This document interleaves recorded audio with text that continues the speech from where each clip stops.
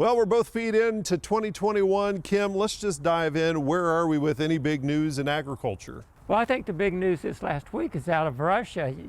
You go about 4 weeks ago, they announced that they were going to put an export tax on their wheat of about 25 euros.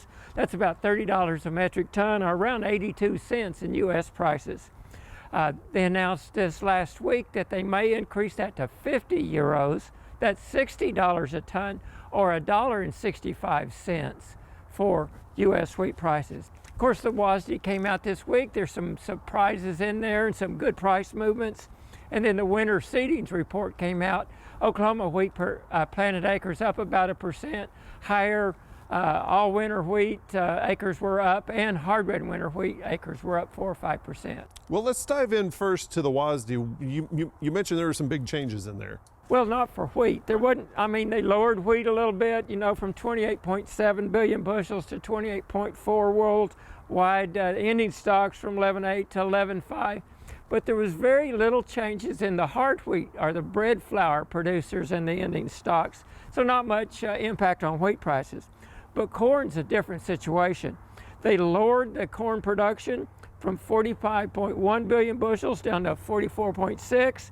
They lowered the ending stocks from 11.5 billion bushels to 11.2. Now that's world.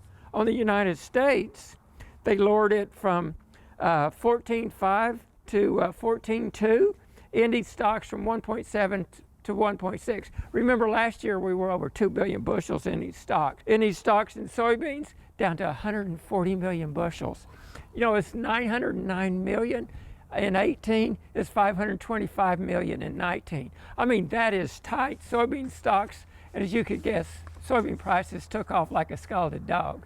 With all that WASDE information, did that impact the forward contract prices? To a certain degree. It didn't do very much to wheat. It changed a couple cents here and there. But corn, in the next couple hours after the report, increased 33 cents from $4.25 in Medford, Oklahoma to $4.58. Soybeans increased 21 cents from $10.81 to $11.02. Corn was stalled out a little bit on their upward trend, broke out the top on that, and beans just kept running. Cotton prices went up from about 79.5 cents to 81 cents. So some good price moves in corn, soybeans, and cotton. Now to jump back to what you were talking about with Russia, the export tax, that seems like some pretty good news for Oklahoma wheat prices, but will that actually impact the price of wheat in any of those places?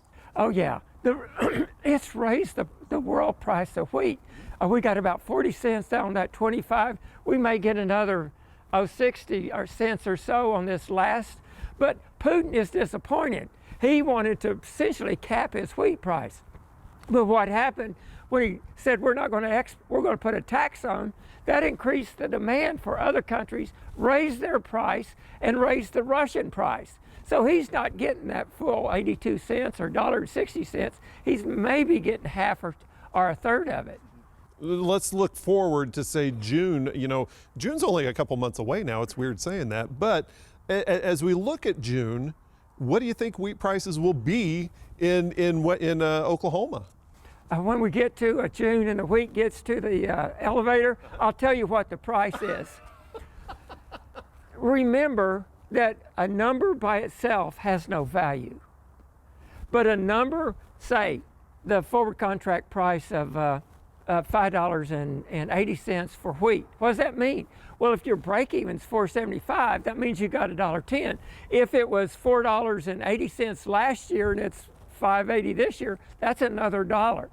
You've got the opportunity to calculate and see what that means to you, whether or not you're making money.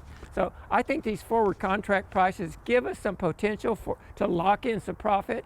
The uncertainties are production, so I wouldn't get crazy with it, but I think I would take a little bit of it just in case it did go in the tank later on. Okay, well, we'll let you get back to screaming out the good news. Okay, Dr. Kim Anderson, Grain Marketing Specialist here at Oklahoma State University.